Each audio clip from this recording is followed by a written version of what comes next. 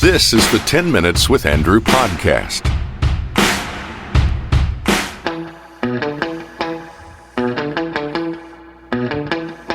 Are you keeping it real?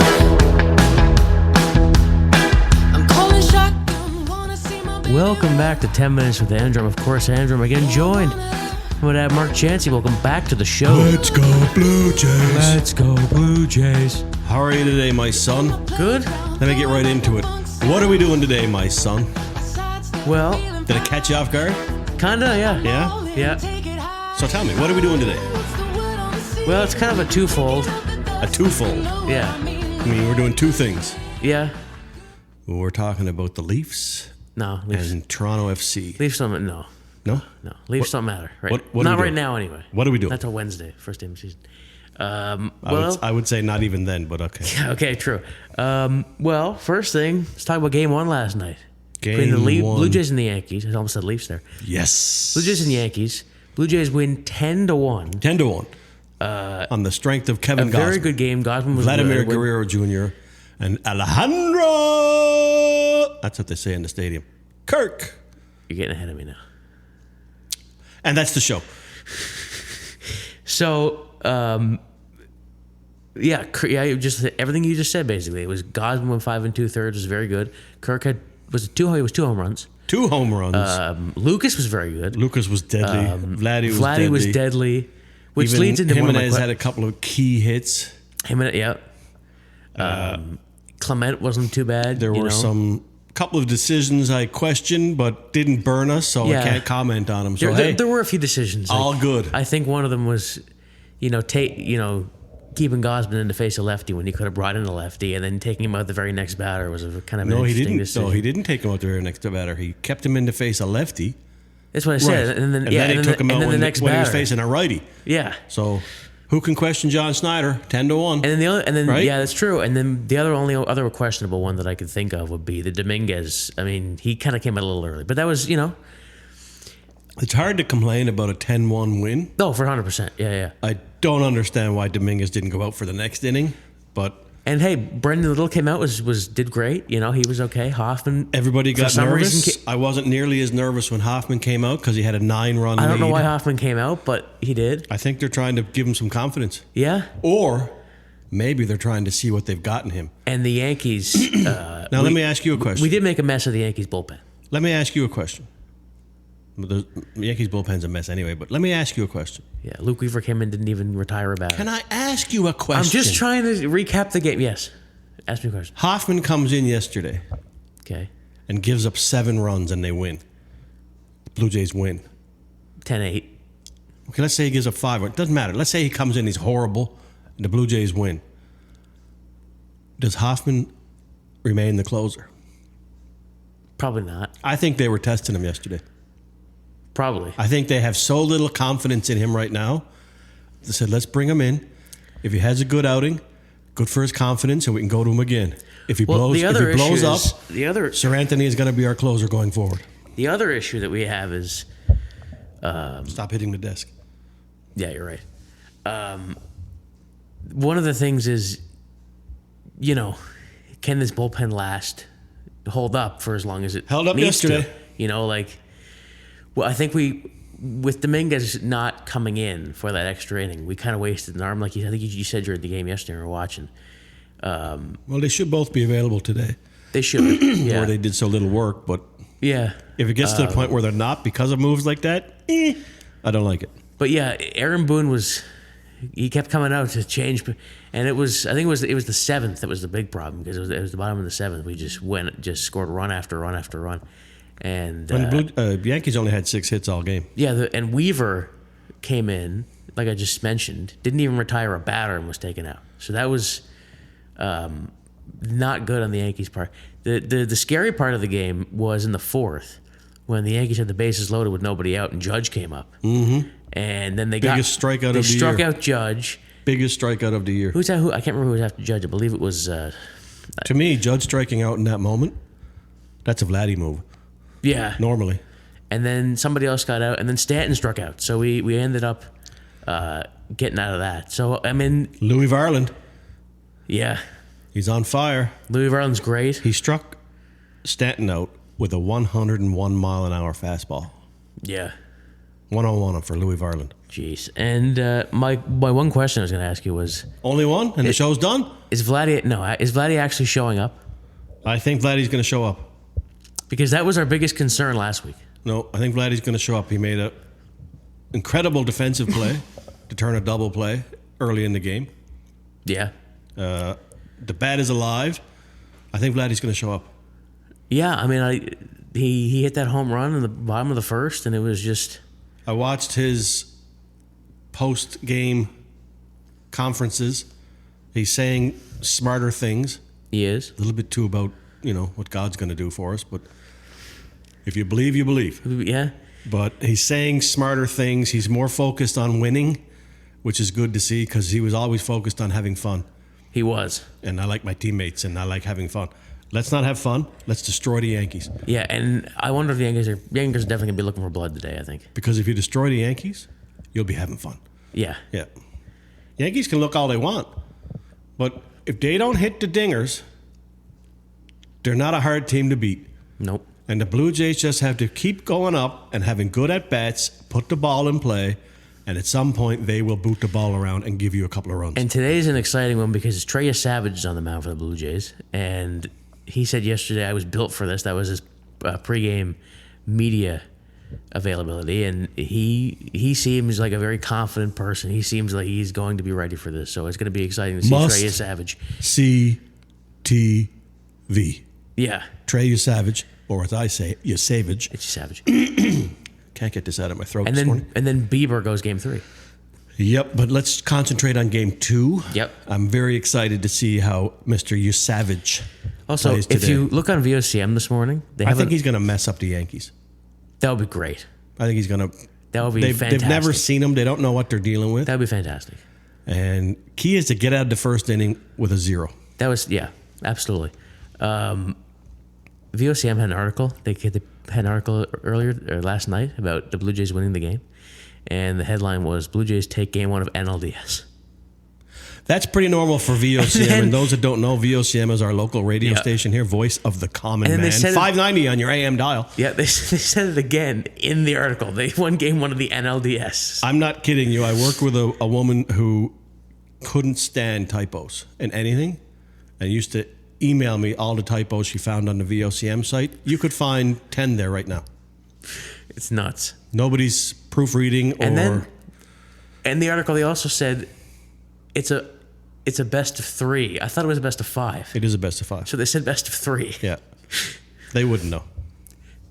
Yeah, so they wouldn't know. That's our local radio station. And VOCM. Where you get most of your news. Award-winning news. Except for here it's VOCM and TV, and then if you want more between VOCM CBC and Environment Canada, we have no idea what the hell's going on in the world. That's a good point, yeah. We have no idea. Yeah. Anyway. What else we got to say? So today it's Savage. Savage. And Fried. Max Fried, yeah. But the Blue Jays hit Fried well, and they get him into trouble. Yeah, that's it, So man. I'm not worried about the Blue Jays. I think the Blue Jays right now are playing at a different level. I do think so. I agree. But they can be brought down pretty quickly. And the crowd was very, very good. Yeah, they were nuts yesterday for those Blue Jays. So it's a good thing to see. To me, they always are in the playoffs. To me, one of the league MVPs or the team MVP for the season is no doubt Lucas. Lucas is phenomenal. Yes, absolutely. Diving, making plays, key hits. The only one I was disappointed in yesterday, and I wouldn't even say disappointed, but like hitting wise, was Springer. How do you bring a good thing down? I'm not bringing it down. Just Springer will be all right. He'll be okay. It's just he looked sick on a couple of swings he made, but he'll be all right. He'll be okay. Yeah. Imagine we did all that without him. And in the other ALDS, the Tigers beat the Mariners last night, so that could potentially. I mean, we'll see how that goes. And your Phillies lost. Did they lose? I didn't see the score. 5-3. Shohei it's hard to beat the Dodgers. Shohei went 0 for 4 at the bat. Hard to beat the Dodgers. It's going to be hard for the Blue Jays to beat the Dodgers. If they get there. But the Blue Jays will beat the Dodgers. If they get there, it'd be tough, yeah. Okay, then. So, you said we're doing 2 things. Is that one thing done? That is one thing done. Well, look at that. Blue Jays postgame. Yep. It's a little more exciting than Leaf postgames because Leafs are like, I can't believe we're going to lose again. I swear to God, if this happens again. Yeah. And the Blue Jays broke a 7-game losing streak in the playoffs. They did. Kind of embarrassing, but they did. 7-game over multiple years. It's the first game. over the last 9 years. The first game in the playoffs, Guerrero Jr. has won. Yep. Been part of winning. That's kind of wild. First career postseason home run. Right? So anyway. Last night, too. First step. Now, step number 2 is game 2. It is, absolutely. So what's the second thing we're doing? Do I need music or anything? You don't need music. I mean, you could always play it, but you don't need it. Well, then we won't play it. I'll take the day off. So, other than that, there's really nothing else happening in sports. Because baseball's prime time right now. Hockey's not started yet, and when it does, it's meaningless. It's not meaningless. No, but it's just because boring the points to watch. matter. It's boring to watch. But it's not like watching hockey after Christmas. No. The October-November stuff is pretty painful, I have to say. Yeah, Leafs start on Wednesday. I guess we'll find out who the Leafs final roster is soon. Yep. Wonder if James Reimer is going to beat a backup. He started last night. Yeah, he did do well. Yeah. And by the way, just a quick mention, that Florida-Tampa game last night was insane. Did they have another brouhaha? Chris Johnson tweeted out a sheet of the penalties. There were game misconducts, fighting penalties, that's their second one. Penalty. Yeah, second one. They had 186 minutes in penalties the game before. Boarding penalty. Pontus Holmberg took 3 penalties, one of which was a fighting penalty. Pontus Holmberg fought? Fighting penalty for Pontus Holmberg. Wow. 5-minute major. Like, there's just so much happened in that game. I don't think they like each other. And that's preseason hockey. Like, that's, I don't think they like each other. I don't think so either. The other thing we're going to talk about is I'm going to read to you an article from the Toronto Sun. Toronto Sun. Written by John McCarthy. Home of the Sunshine Girl. Yeah. Yep. Written by John McCarthy. Never heard of him. No. What's it about? About the Ryder Cup. Oh, the Ryder Cup. Because last week it hadn't ended. What an exciting bit of TV that was. By the time we ended, because we did the show in the morning, it did not end until Sunday night. Yep. And so this is an article that basically, the title is "What Just Happened Sunday at the Ryder Cup: Making Sense of the Mayhem." Yeah, so they needed 3.5 points. Yeah, it was 11.5 to 4.5 when we did the show for Europe. Yeah, so they needed 2.5 points. Yeah, they needed 2.5. Was it 2.5? Yeah, they needed 14. Because then they had the injury, so they both got half a point. Yeah, Hovland got hurt with his neck. 2? I thought they needed 3, but anyway. Yeah, because it was 12-5. I never thought it would come down to what it came down to. Yeah. But thank bejeepers, Europe won. And people get mad at Canadians because we're not cheering for the U.S. Gee, I wonder why. I wonder why. So let's start this article. Okay. We have to start it. Yeah, we definitely do. We can't start by finishing it. Team Europe left Bethpage black with the Ryder Cup, and Team USA miraculously managed to leave New York with its pride intact. As the late afternoon shadows grew, so did the American side's chance of pulling off the most impossible comeback in golf history. The knock on the U.S. was that their members don't know how to play as a team, and on Sunday they almost proved that they didn't have to. With Europe entering singles play, needing just 2 of a possible 11 points, the Victor Hovland-Harris English match was halved due to a neck injury for Hovland. It wasn't until the 8th match of the day that any player on either side could finally exhale. Shane Lowry secured the Ryder Cup by rolling in a 6-foot birdie putt. Very entertaining, by the way. On the 18th to win the hole and tie Russell Henley, earning Europe the all-important half point to reach 14 for the week and retain the trophy as defending champs. Needing another half point to win outright and a full point to avoid any controversy from Hovland's inability to play, Europe's Tyrrell Hatton and Robert McIntyre each added half points in the final 2 singles matches to run the score to 15-13. Now keep in mind, it was 11.5 to 4.5 when we did the show. Then each team got a half point because of the Hovland match. So it was 12-5 going into Sunday singles matches. So they ended up being 15-13, which is pretty close for the end of the tournament. Oh, it was in doubt at one point for Europe on Sunday. It was a most unlikely finish to one of the strangest Ryder Cups in history. This week's result was set to be a reckoning of everything that's wrong with the U.S. team. With the balance of skill between the two sides more evenly matched than ever before, Luke Donald's Team Europe took it to Keegan Bradley's squad over the first 2 days, seemingly exposing all of the institutional flaws of the U.S. team as they had built a massive lead. The Europeans looked more prepared, made better strategic choices, had better camaraderie, had more experience, and played much, much better golf through 4 sessions. Postmortems had already been written for Bradley's team, including in this publication by yours truly. I don't buy that. You don't buy that? Nope. I think Europe on Friday and Saturday played at a level no one's ever seen before. And the U.S. played great. Yeah, they did. I think they were combined 16 under on one of the groups on Sunday. Or Saturday. And Europe was 22 under, which is unheard of. Yeah. So, it was demoralizing to the U.S. that they were playing as well as they were playing and still losing. But I don't buy any of that.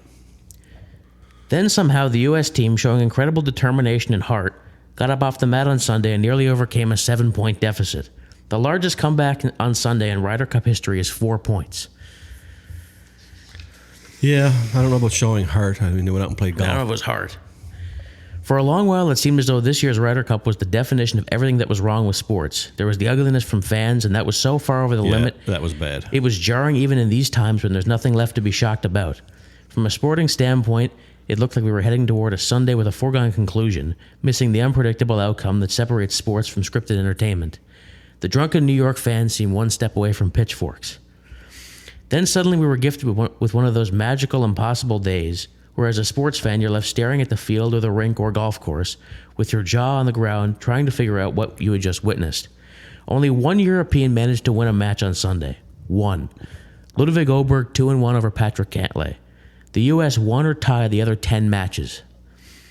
Boston sports fan Keegan Bradley, said on Saturday night that he was at the Super Bowl for the New England Patriots comeback from a 28-3 deficit to win. This was more like 48-3, and the U.S. team nearly pulled it off. What does it all mean? That's what I was just going to ask. Where does this article make its point? Yeah, it was kind of, the first part's kind of, yeah, you're right.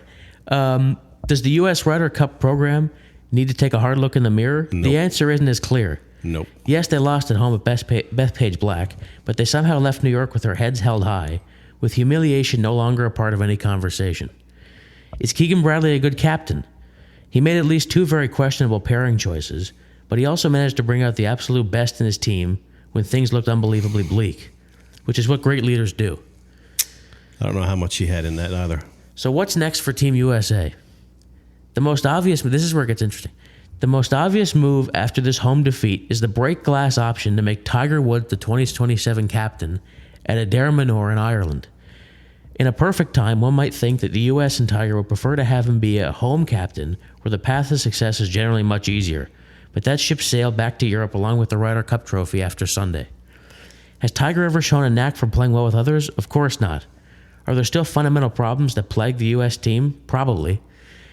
Is putting a towering figure in the captain's seat as American as apple pie? You bet. Will we all be glued to the Ryder Cup to see if he can pull it off in Rory's backyard? Definitely. By 2027, we might have figured out what we just saw. See you in Ireland. Ho-hum. I don't think it said a whole lot. I don't think there's an issue with U.S. golf. I just think they got beaten last weekend by a better team, and they almost came back. Yeah. Those were the world's best golfers. And are the U.S. that much better than non-European players? Because they dominate the President's Cup. Yeah, they do. Somehow they are able to play together in that event. Yeah. Right. But I don't see that. Like, they win a lot at home. And Europe wins a lot at home. It's strange that one wins on the other's turf. That doesn't happen a whole lot. No. I don't think there's any reason for panic in U.S. golf. No? I don't think so. Like, to me, the U.S. on Sunday, and Bryson DeChambeau kind of put it in perspective for me. He came out like he was going to a football game. Yeah. He was amped up. He was fired up. He got himself 5 or 6 Power down, walking. came back and got a half. Yeah. Good for him. But just go out and play golf, man. That's what you're good at. Yeah. Don't be out there thinking you're going to tackle people and run through walls. It's golf. Yeah. Do what you do best. And when he figured that out, he dominated that match. And the funny thing is, like, through the front nine, Europe was dominating most of the matches. I can't look at one of those. Scotty Scheffler was unbelievably bad. He earned 1 point, and the match he earned a point against McIlroy had to be the worst match of all. It was boring. I think Rory referred to it as a pillow fight. Right? Rory said he had nothing left in him. Yeah. And was just trying to get through it. And Scotty didn't look like he had much more because I think he won by 1. But something wrong with Scotty there. But Scotty gets 2 or 3 points. That's a totally different event. Yeah. So I don't see a big deal for U.S. They'll be just fine in the next one. Making Tiger the captain is a weird thing, too. I don't know if that's the kind of guy. See, they get too many of these rah-rah captains. Yeah. That try to motivate by screaming at you. No, the Luke Donald type is better. More strategic, calm, laid back, doesn't panic. But the U.S. doesn't think that's the way to go. I think the biggest problem with the Ryder Cup is for this year anyway, was the fans. Like that's just ridiculous. Like ridiculous too. Rory's wife got a beer thrown at her. Like he talked about that in the post game or when they won the Ryder Cup and they heard a lot that they shouldn't ever have to hear. Rory's biggest problem was you're doing it in my backswing. Yeah, Rory told the fans shut the F up when he was trying to. Can you imagine telling the fans to shut the F up and then putting it within 2 feet of the and walking off? And that's what he did. And then he flipped the bird to everyone on one of the greens. Yeah. So he can give it as good as he takes it, but it's ridiculous where it's getting to. It's not a gentleman's game anymore, and I'm not allowed to say gentleman's game. No. But it used to be. And people had common courtesy that when a guy's addressing his shot, you don't scream stuff at him. Right? Well, I don't know if because the next one's obviously going to be in Europe. I don't know if the European fans are going to be any better. They're never that bad. Yeah, no. No, they're never that bad. And the fact that the U.S. were getting pasted didn't help.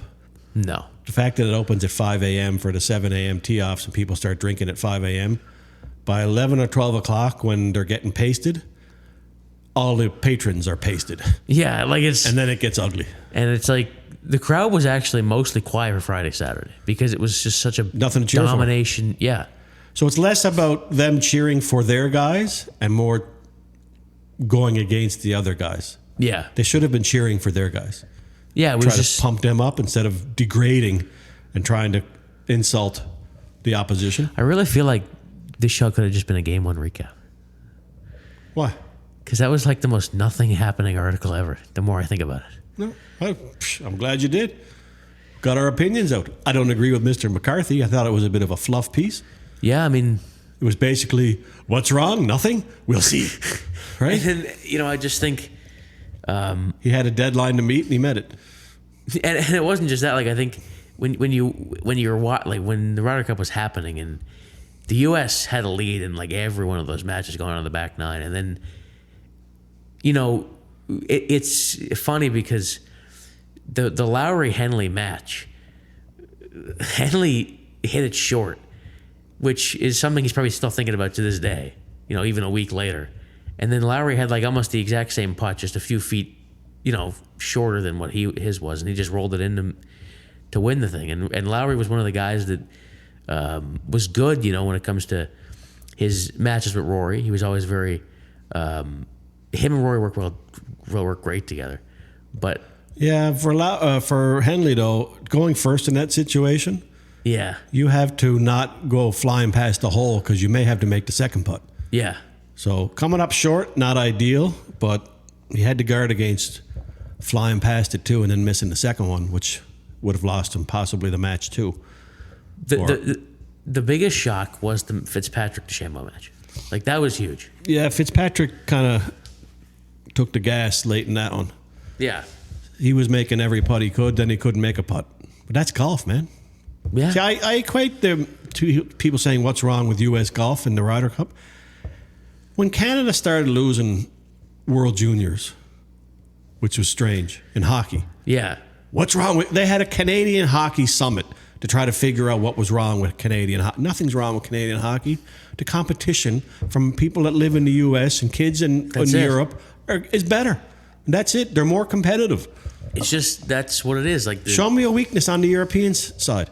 They didn't have one. Show me a weakness on the U.S. side. They didn't have one. Someone had to win. The thing that he said in this article about the U.S. not being able to play as a team is true. They weren't really good working as a team. But when they got to the singles is when... I don't see that either. It's just, they played great on Friday and Saturday. They just got outplayed. The top dog for the Europe team, Rory, got points for his team. The top dog for the U.S. didn't. Yeah, Scotty Scheffler was not So good. if that were flipped, be a much different Ryder Cup. I don't see the big deal for the U.S. Golf. They're going to be just fine. Yeah. Just fine. Anything else? No. Huh? So I got to find some music. I guess so. All right. Good show. Yeah, good show. Right. Take it home. Let's go Blue Jays, Game 2. Yes. Tonight. So thank you for listening and watching this episode of 10 Minutes with Andrew. Find us on YouTube. Be sure to like and subscribe and comment. We'll be back next week with the next episode. All right. All right. See you later. See you later. Bye. Bye-bye. Thanks for watching. If you liked this video, be sure to hit the like and subscribe buttons and turn on notifications to be notified when we upload new content. You can also connect with us at andrewchansey.com.